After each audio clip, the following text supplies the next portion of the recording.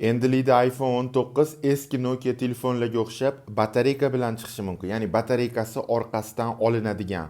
Qo'lingizda olib, o'zingizlar qo'lingizda qo'ya olasizlar. Ya'ni o'zingizlar batareykasini almashtiradigan bo'lib chiqishi mumkin. Gap shundaki, Yevroparlament iPhone'ga yana talab qo'yyaptiki, agarda o'sha bunaqa orqasidagi batareyka dunyo standartlariga, Yevro standartga javob bermaydi, qo'lda ruchnoy olinadigan qilib chiqarib ber, aks holda, ya'ni Yevropaga kirgizmaymiz deyapti. Nima deb o'ylaysizlar? iPhone 19 Yevropani bu talabini bajarib, orqasiga batareykasini o'sha eski Nokia telefonlarga o'xshab almashtiradigan qilib chiqaradimi?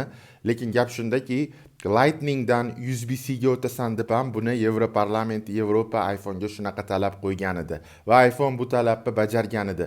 Lightning simdan USB-C ga o'tgan edi, chunki hamma narsa hozir Androidlar USB-C da, Lightning dunyo standartlariga javob bermaydi. Lightningni USB-C ga almashtirasan deb Yevropa Amerikaga, iPhone'ga, xosatan iPhone'ga shunaqa talab qo'ygan edi.